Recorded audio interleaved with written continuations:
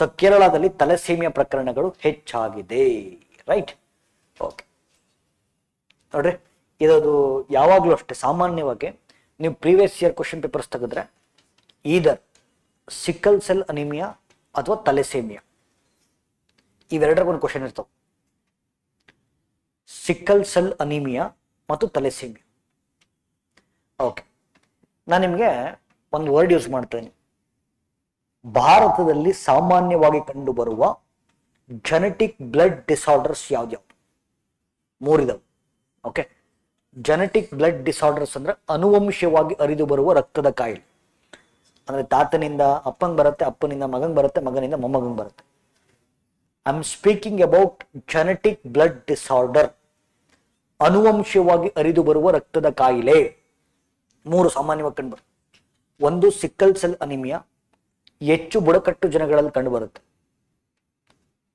Sir ಅವರಲ್ಲಿ ಯಾಕೆ ಕಂಡು ಬರುತ್ತೆ? ಗುರು ಜೆನೆಟಿಕ್ಸ್ ಹಂಗಿದೆ ಗುರು. ನೀವು ಅವ್ರ ಮದುವೆ ನಿಮ್ಗೂ ಬರುತ್ತೆ, ನಿಮಗೆ ಬರಲ್ಲ, ನಿಮ್ಮ ಮಕ್ಕಳಿಗೆ ಬರುತ್ತೆ. ಆಯ್ತಾ? ಸೊ ಒಂದು ಸಿಕ್ಕಲ್ ಸೆಲ್ ಅನಿಮಿಯಾ, ಇನ್ನೊಂದು ತಲೆಸೇಮಿಯಾ, ಮೂರನೇದು haemophilia. Haemophilia, this is the 3 main genetic blood disorders which are present in India. ಆಯ್ತಾ? ಸರಿ, ಇದರಲ್ಲಿ ನಾನು ಎರಡು ಎಕ್ಸ್ಪ್ಲೇನ್ ಮಾಡ್ತೇನೆ. ಒಂದು ಸಿಕ್ಕಲ್ ಸೆಲ್ ಅನಿಮಿಯಾ, ಇನ್ನೊಂದು ತಲೆಸೇಮಿಯಾ. ರೈಟ್. ಓಕೆ, ಒಂದು ಸ್ವಲ್ಪ ಬೇಸಿಕ್ಸ್ ಇಂದ ಶುರು ಮಾಡೋಣ. ಓಕೆ, ನೋಡ್ರಿ, ಸೆಲ್ ಇರುತ್ತೆ. Cell fundamental unit of organism is called. ಒಂದು ಜೀವಿಯ ಮೂಲ ಘಟಕವನ್ನ ಜೀವಕೋಶ. ಓಕೆ, ಸೆಲ್ ಒಳಗಡೆ ನ್ಯೂಕ್ಲಿಯಸ್ ಇದೆ. ನ್ಯೂಕ್ಲಿಯಸ್ ಒಳಗಡೆ ಡಿಎನ್ಎ ಇದೆ. ಡಿಎನ್ಎ ಒಳಗಡೆ ಏನಿದೆ? ಕ್ರೋಮೋಸೋಮ್ಸ್ ಇದೆ. ಕ್ರೋಮೋಸೋಮ್ಸ್ ಒಳಗಡೆ ಜೀನ್ಸ್ ಇದೆ. ಆಯ್ತಾ? ಎಲ್ಲ ಜೀನ್ಸ್ಗಳನ್ನ ಕೂಡಿಸೋದು ಅದೊಂದು ಜೀನೋಮ್ ಅಂತ ಕರೀತಾರೆ ಅಷ್ಟೇ. ಅಥವಾ you can write like this. Okay, chromosome ಒಳಗಡೆ ಜೀನೋಮ್ ಇದೆ, ಜೀನೋಮ್ ಒಳಗಡೆ ಜೀನ್ಸ್. ಇದು ಬೇಸಿಕ್ ಸ್ಟ್ರಕ್ಚರ್. ಕೇಳಿಸ್ಕೊಳ್ಳಿ. ಸೆಲ್ ಒಳಗಡೆ ನ್ಯೂಕ್ಲಿಯಸ್ ಇದೆ, ನ್ಯೂಕ್ಲಿಯಸ್ ಒಳಗಡೆ ಡಿಎನ್ಎ. ತುಂಬ ಬಯಾಲಜಿ ನಾನು ಹೋಗಲ್ಲ. ಓಕೆ, ಸೊ ಐ ಹೋಪ್ ನಿಮಗೆ ಶ್ರೀಕಾಂತ್ ಸರ್ ಇನ್ನೂ ಡೀಟೇಲ್ ಆಗಿ ಹೇಳಿರ್ತಾರೆ.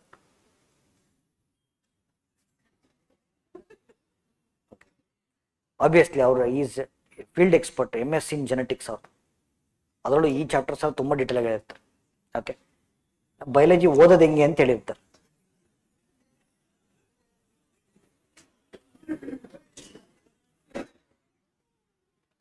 ಓದೋದು ನೋಡ್ರಿ, ಇಲ್ಲಿ ಸೆಲ್ ಒಳಗಡೆ ನ್ಯೂಕ್ಲಿಯಸ್, ನ್ಯೂಕ್ಲಿಯಸ್ ಒಳಗಡೆ ಡಿಎನ್ಎ, ಡಿಎನ್ಎ ಒಳಗಡೆ. ಓಕೆ, ಹ್ಯೂಮನ್ ಬಾಡಿ ಒಳಗಡೆ ಎಷ್ಟು ಕ್ರೋಮೋಸೋಮ್ಸ್ ಇರುತ್ತೆ? ದೇರ್ ಆರ್ 46 ಕ್ರೋಮೋಸೋಮ್ಸ್ ಅಲ್ವೇನ್ರಿ? ಎಷ್ಟು ಪೇರ್ಸ್? 23 ಜೊತೆ ಚಪ್ಪಲಿ ಅಂದ್ರೆ 46 ಚಪ್ಪಲಿ ಅಂತ.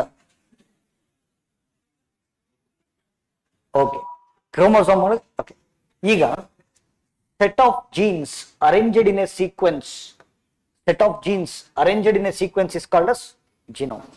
ಆಯ್ತಾ? ಅದರಲ್ಲಿ ಹ್ಯೂಮನ್ ಬಾಡಿ ಒಳಗಡೆ 11th ಕ್ರೋಮೋಸೋಮ್ ಇದೆ. 11ನೇ ಕ್ರೋಮೋಸೋಮ್ ಅಲ್ಲಿ ಈಗ ಫಾರ್ ಎಕ್ಸಾಂಪಲ್ ಇದು 11ನೇ ಕ್ರೋಮೋಸೋಮ್ ಅಂತ ಇಟ್ಕೊಳ್ಳೋಣ. ಅದರಲ್ಲಿ ಒಂದು ಜೀನ್ ಇದೆ. ಈ ಜೀನ್ ಅನ್ನ ಹಿಮೋಗ್ಲೋಬಿನ್ ಬೀಟಾ ಜೀನ್ ಅಂತ ಕರೀತಾರೆ. 11th ಕ್ರೋಮೋಸೋಮ್ ಅಲ್ಲಿ there is a gene called as haemoglobin beta gene. ಆಯ್ತಾ? ಇದು ನಿಮ್ಮ ಬಾಡಿಲಿ ಇರಬೇಕು, ಆಮೇಲೆ ಇರುತ್ತೆ. ಸರ್ ನೋಡ್ಕೊಂತೀನಿ sir. Okay, so haemoglobin beta gene, haemoglobin beta gene ಇದ್ರೇನೆ ಬಾಡಿನಲ್ಲಿ ಹಿಮೋಗ್ಲೋಬಿನ್ ಪ್ರೊಡ್ಯೂಸ್ ಆಗುತ್ತೆ. ಆಯ್ತಾ? ಸೊ ಹಿಮೋಗ್ಲೋಬಿನ್ ಪ್ರೊಡ್ಯೂಸ್ ಆದ್ರೇನೆ ನಿಮ್ಮ ಬಾಡಿನಲ್ಲಿ RBCಗಳು ಉತ್ಪತ್ತಿ ಆಗುತ್ತೆ. ಓಕೆ, ಸರಿ ಸರ್, ಹಿಮೋಗ್ಲೋಬಿನ್ ಕೆಲಸ ಏನು ಸರ್? ಹಿಮೋಗ್ಲೋಬಿನ್ ಬೀಟಾ ಜೀನ್ ಇದ್ರೇನೆ ಹಿಮೋಗ್ಲೋಬಿನ್ ಪ್ರೊಡ್ಯೂಸ್ ಆಗೋದು. ಹಿಮೋಗ್ಲೋಬಿನ್ ಪ್ರೊಡ್ಯೂಸ್ ಆದ್ರೇನೆ RBC ಪ್ರೊಡ್ಯೂಸ್ ಆಗುತ್ತೆ. ಒಂದು, haemoglobin gives red colour to RBC. ಒಂದು. ಎರಡನೇದು, it provides oxygen to the blood. Kannada medium ಅವರು ಸರ್, ನಾನು ಇಂಗ್ಲೀಷಲ್ಲಿ ಮಾತಾಡೋದು ಸಿಂಪಲ್ ಇಂಗ್ಲೀಷಲ್ಲೇ ಮಾತಾಡ್ತೀನಿ. ಕನಿಷ್ಠ ಇಂಗ್ಲೀಷ್ ಕಲಿಲೇಬೇಕು, ಮಿನಿಮಮ್ ಇಂಗ್ಲೀಷ್. ನೋಡಿ, ನಾನು ಯಾಕೆಂದ್ರೆ ಪ್ರತಿ ಸತಿ ಎಕ್ಸಾಮ್ ನಡೆದಾಗ ಕನ್ನಡ ಮಾಧ್ಯಮದ ವಿದ್ಯಾರ್ಥಿಗಳಿಗೆ ಅನ್ಯಾಯ ಆಗ್ತಿದೆ. ಕ್ವಶನ್ಸ್ಗಳು ತಪ್ಪಿರ್ತವೆ, ಟ್ರಾನ್ಸ್ಲೇಷನ್ ಮಿಸ್ಟೇಕ್ಸ್ ಇರ್ತವೆ. KS ಎಕ್ಸಾಮ್ ತಗೊಳ್ಳಿ, 2024 ಆಗಸ್ಟ್ 27 ನಡೆದಿದ್ದು 65 ಕ್ವಶನ್ ಟ್ರಾನ್ಸ್ಲೇಷನ್ ಮಿಸ್ಟೇಕ್. ಸರ್ಕಾರಕ್ಕೆ ಮುಖಭಂಗ ಆಯಿತು, KPSC ಮುಖಭಂಗ ಆಯಿತು. ಇನ್ನೆವಿಟಬಲಿ ಈ ಎಕ್ಸಾಮ್ ಮಾಡಲೇಬೇಕಾದಂತ ಅನಿವಾರ್ಯತೆ ಬಂತು. ಹಾಗೆ ಮತ್ತು ಡಿಸೆಂಬರ್ 29 ತಾರೀಕು ಮತ್ತೆ ಮಾಡೋದು, ಪೋಸ್ಟ್ಪೋನ್ ಮಾಡಿ. ಅದರಲ್ಲೂ ಮತ್ತೆ 16 ಕ್ವಶನ್ ಟ್ರಾನ್ಸ್ಲೇಷನ್ ಮಿಸ್ಟೇಕ್. ಆಯ್ತಾ ಸರ್? ಮತ್ತೆ ಎಕ್ಸಾಮ್ ಮಾಡಲ್ಲ. ಒಂದ್ಸತಿ ಮಾಡ್ತಾರಷ್ಟೇ. ಓಕೆ, ಬಟ್ ಅನ್ಯಾಯ ಆಯ್ತಾ? ಖಂಡಿತ ಆಯ್ತು. ಅದಕ್ಕೆ what I request with Kannada medium students ಅಂದ್ರೆ, ನೋಡ್ರಿ, ಕನಿಷ್ಠ ಇಂಗ್ಲಿಷ್ ಕಲೀಲೇಬೇಕು. ನಿಮ್ಮ ಮೀಡಿಯಂ ಆಫ್ ಇನ್ಸ್ಟ್ರಕ್ಷನ್ ಕನ್ನಡ ಅಂದ್ರೆ ಅದ್ರ ಅರ್ಥ ಏನು ಗೊತ್ತಾ? ನಿಮ್ಗೆ ಇಂಗ್ಲಿಷ್ ಓದಕ್ ಬರಲ್ಲ ಅಂತಲ್ಲ, ಇವರ್ ಕಂಫರ್ಟಬಲ್ ಇನ್ ಕನ್ನಡ ಅಂತ ಅಷ್ಟೇ. ಮೀಡಿಯಂ ಆಫ್ ಇನ್ಸ್ಟ್ರಕ್ಷನ್ ಕನ್ನಡ ಅಂದ್ರೆ ನಾನು ಕನ್ನಡದಲ್ಲಿ ಕಂಫರ್ಟ್ ಇದೀನಿ ಅಂತ, but I don't know English ಅಂತ ಅಲ್ಲ ಅದು. ಸೊ ಯಾವ್ದಾದ್ರು ಇಂಗ್ಲಿಷ್ ಮೆಟೀರಿಯಲ್ ಓದ್ಕೊಂಡ್ರೆ ಅಥವಾ ಇಂಗ್ಲಿಷನ್ ಕೇಳಿಸ್ಕೊಂಡ್ರೆ ಅದನ್ನ ಅರ್ಥ ಮಾಡ್ಕೊಂಡು ಕನ್ನಡದಲ್ಲಿ ಬರೀತಕ್ಕಂಥ ಸಾಮರ್ಥ್ಯ ಬರಲೇಬೇಕು. ಹಾಗಾಗಿ ಮತ್ ನಾನೇನು ತುಂಬಾ ಫಾರಿನ್ ಆಕ್ಸೆಂಟ್ ಇಂಗ್ಲಿಷಲ್ಲಿ ಮಾತಾಡೋದು, ಗೊತ್ತಿರೋದೇ ಬಟ್ಲರ್ ಇಂಗ್ಲಿಷ್. ಆದರೆ okay, but my Kannada, okay, my Kannada is better then Kannada medium students Kannada. Kannada medium ಸ್ಟೂಡೆಂಟ್ಸ್ಗಿಂತ ಕನ್ನಡ ನಂಗೆ ಚೆನ್ನಾಗಿದೆ, ಇಂಗ್ಲಿಷ್ ಮೀಡಿಯಂ ಸ್ಟೂಡೆಂಟ್ಸ್ಗಿಂತ ಇಂಗ್ಲಿಷ್ ಚೆನ್ನಾಗಿದೆ. ಬಟ್ ಹಂಗಂತ ನಾನು ಅದ್ರಲ್ಲಿ PhD ಏನು ಮಾಡಿಲ್ಲ, but I can manage. Yes or no? ಸರಿ, ಇಲ್ಲಿ ನೋಡ್ರಿ ಪ್ಲೀಸ್. ಈಗ ಆಮೇಲೆ ರೆಡ್ ಬ್ಲಡ್ ಕಾರ್ಪಸಲ್ಸ್ ಅಂತ ಹೇಳ್ತಿರ್ತೀವಿ ಕನ್ನಡದಾಗ, ಹೇಳ್ರಿ ಸರ್ ಅಂದ್ರೆ ಕೆಂಪು ರಕ್ತ ಕಣಗಳು ಅಲ್ಲ, ಅಷ್ಟು ಮಿನಿಮಮ್ ಬೇಕು ಸರ್ ಸೈನ್ಸ್ ಅಲ್ಲಿ. ಓಕೆ ಸರಿ. ಈಗ ಸರ್ ಹಿಮೋಗ್ಲೋಬಿನ್ ಕೆಲಸ ಏನು ಸರ್? ಒಂದು, it provides red colour to the RBC. Okay, and ಎರಡು, it provides oxygen to the blood. ಆಯ್ತಾ? ಮತ್ ನೋಡಿ, ಈಗ ಬ್ಲಡ್ ಅಲ್ಲಿ 3 ಕಾಂಪೊನೆಂಟ್ ಇದಾವೆ. Okay, RBC, WBC, platelets. ಈಗ ಹೇಳಿ sir, which component of blood gives red colour to the blood? RBC. 3ರಲ್ಲಿ RBCಗಳ ಸಂಖ್ಯೆ ಜಾಸ್ತಿ ಇರೋದ್ರಿಂದನೇ ರಕ್ತ ಕೆಂಪುಗೆ. ಓಕೆ, ಈ 3ರಲ್ಲಿ which component of the blood gives immunity power? WBC. Okay, ರಕ್ತದ ಹೆಪ್ಪುಗಟ್ಟುವಿಗೆ ಕಾರಣವಾಗುವಂತ ರಕ್ತದ ಕಣ.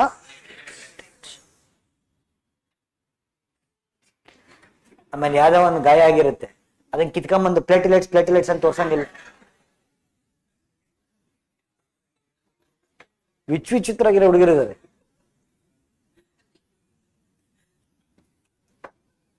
ಆಯ್ತು ಸರ್, ಕೆಲವರಲ್ಲಿ ಆಯ್ತಾ, ಪ್ಲೀಸ್ ನಾವು let us come to sickle cell anaemia and thalassaemia. ನೋಡ್ರಿ, pick and speak madam, look at here. ನೋಡ್ರಿ, ಇಲ್ಲಿ ಕೆಲವು ವ್ಯಕ್ತಿಗಳಲ್ಲಿ ಆಯ್ತಾ, ಯಾರಲ್ಲಿ ಕಾಯಿಲೆ ಇರುತ್ತೆ ಅವರಲ್ಲಿ ಈ ಹಿಮೋಗ್ಲೋಬಿನ್ ಬೀಟಾ ಜಿನ್ ಮ್ಯೂಟೇಶನ್ ಆಗ್ಬಿಟ್ಟಿರುತ್ತೆ, ಮ್ಯೂಟೇಶನ್ ರೂಪಾಂತರ ಆಗಿರುತ್ತೆ. ಆಯ್ತಾ? ಅಂಥವ್ರಲ್ಲಿ ಯಾರಲ್ಲಿ ಹಿಮೋಗ್ಲೋಬಿನ್ ಬೀಟಾ ಜಿನ್ ಮ್ಯೂಟೇಶನ್ ಆಗಿರುತ್ತೋ ಅಂಥವ್ರಲ್ಲಿ ಹಿಮೋಗ್ಲೋಬಿನ್ ಪ್ರೊಡ್ಯೂಸ್ ಆಗಲ್ಲ. ಈ ರೋಗವನ್ನ ಥಾಲಸೆಮಿಯಾ ಅಂತ ಕರೀತಾರೆ. ಹಿಮೋಗ್ಲೋಬಿನ್ ಕೊರತೆ ಇರುತ್ತೆ. ಬಟ್ ಸಿಕ್ಕಲ್ ಸೆಲ್ ಅನಿಮಿಯಾದಲ್ಲಿ ಏನಾಗುತ್ತೆ? ಹಿಮೋಗ್ಲೋಬಿನ್ ಪ್ರೊಡ್ಯೂಸ್ ಆಗುತ್ತೆ. ಕೇಳಿಸ್ಕೊಳ್ಳಿ, ಎರಡಕ್ಕೂ ಡಿಫ್ರೆನ್ಸ್ ಹೇಳ್ತಾ ಇದ್ದೀನಿ. ಹಿಮೋಗ್ಲೋಬಿನ್ ಪ್ರೊಡ್ಯೂಸ್ ಆಗುತ್ತೆ, ಆದ್ರೆ ಅದು ಹೆಲ್ತಿ ಹಿಮೋಗ್ಲೋಬಿನ್ ಆಗಿರಲ್ಲ, ಡಿಫೆಕ್ಟಿವ್ ಹಿಮೋಗ್ಲೋಬಿನ್ ಆಗಿರುತ್ತೆ. ಆಯ್ತಾ? ಆ ಡಿಫೆಕ್ಟಿವ್ ಹಿಮೋಗ್ಲೋಬಿನ್ ಎಂತ RBC ನ ಪ್ರೊಡ್ಯೂಸ್ ಮಾಡುತ್ತೆ ಅಂದ್ರೆ,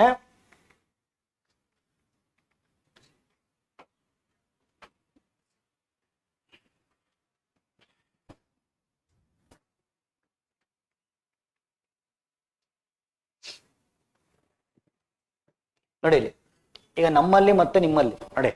ಸೊ ನಾವೇನು ಕೂತಿದ್ದೀವಿ, ನಮ್ಮಲ್ಲಿ ಹಿಮೋಗ್ಲೋಬಿನ್ ಹೆಲ್ತಿ ಹಿಮೋಗ್ಲೋಬಿನ್ ಇದೆ. ಹೆಲ್ತಿ ಹಿಮೋಗ್ಲೋಬಿನ್ ಇದ್ರೆ ನಿಮ್ಮಲ್ಲಿ ಉತ್ಪತ್ತಿ ಆಗುವಂತ ಆರ್ ಬಿ ಸಿಗಳು ಈ ತರ ಸರ್ಕಲ್ ಶೇಪ್ ಅಲ್ಲಿ ಇರ್ತಾವ. ಆಯ್ತಾ? ಆರ್ ಬಿ ಸಿಗಳು ಸರ್ಕಲ್ ಶೇಪ್ ಅಲ್ಲಿ ಇದ್ದಾಗ ರಕ್ತ ಆರಾಮಾಗಿ ಹರಿಯುತ್ತೆ. ಒಳಗಡೆ ಕಣಗಳು ಸರ್ಕ್ಯುಲರ್ ಶೇಪ್ ಅಲ್ಲಿ ಇರೋದ್ರಿಂದ ರಕ್ತ ಫ್ಲೋ ಆಗುತ್ತೆ.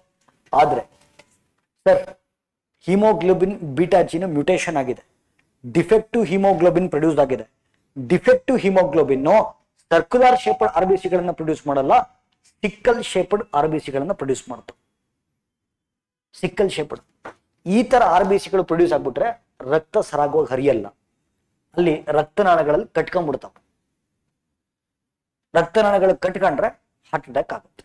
This condition is called as sickle cell anaemia. ಆಯ್ತಾ?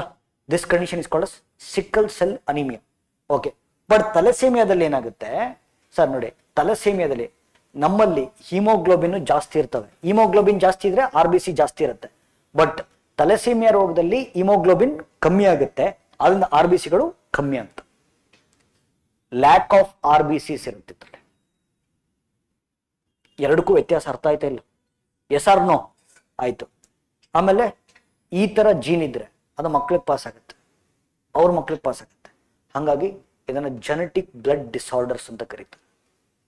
ಸೊ ಇಲ್ಲಿ ಕೇರಳದಲ್ಲಿ ತಲೆಸೇಮಿಯಾ ಪ್ರಕರಣಗಳು ಹೆಚ್ಚಾಗ್ತಿರೋದು ಕಂಡು ಬಂತು. ಆಯ್ತಾ? ಓಕೆ, ಈಗ ಸೊ ನೋಡಿ, ಎಸ್ಪೆಷಲಿ ತಲೆಸೇಮಿಯಾ ಇರೋರಿಗೆ ಏನೇನು ಕಾಯಿಲೆ, ಏನೇನು ಸಿಂಪ್ಟಮ್ಸ್ ಇರ್ತವೆ. ಓಕೆ, ರಕ್ತಹೀನತೆ, ಆಬ್ವಿಯಸ್ಲಿ ಆರ್ ಬಿ ಸಿಗಳು ಇರಲ್ಲ ಅಂದ್ರೆ ರಕ್ತ ಇರಲ್ಲ ಅಂತ ಅರ್ಥ. ಓಕೆ, ಅನಿಮಿಯಾ, ಮತ್ತೆ ಪ್ರಾಪರ್ ಬ್ಲಡ್ ಫ್ಲೋ ಇಲ್ಲ ಅಂತಂದ್ರೆ ಬೋನ್ಸ್ ಡೆವಲಪ್ ಆಗಲ್ಲ ಸರ್. ಪ್ರಾಪರ್ ಬ್ಲಡ್ ಫ್ಲೋ ಇಲ್ಲ ಅಂತಂದ್ರೆ ಕುಂಠಿತ ಬೆಳವಣಿಗೆ. ಮತ್ತೆ ಇವ್ರಿಗೆ ಏನ್ ಮಾಡ್ಬೇಕು ಸರ್? ಹೊರಗಡೆಯಿಂದ ರಕ್ತ ಹಾಕಿಸ್ತಾರೆ, ಬ್ಲಡ್ ಡೊನೇಷನ್ ಮಾಡಿಸ್ತಾರೆ ಸರ್ ಹೊರಗಡೆ, ತಲೆಸೇಮಿಯರ್ ಅವ್ರಿಗೆ. ಓಕೆ, ಸೊ ಹೊರಗಡೆಯಿಂದ ಬ್ಲಡ್ ಹಾಕ್ತಾರೆ ಅಥವಾ ಹೊರಗಡೆಯಿಂದ ಆರ್ ಬಿ ಸಿನ್ ಪಂಪ್ ಮಾಡ್ತಾರೆ. ಜಾಸ್ತಿ ಬ್ಲಡ್ ಅನ್ನು ಇನ್ಫ್ಯೂಸ್ ಮಾಡೋದ್ರಿಂದ ಐರನ್ ಓವರ್ಲೋಡ್ ಆಗ್ಬಿಡುತ್ತೆ.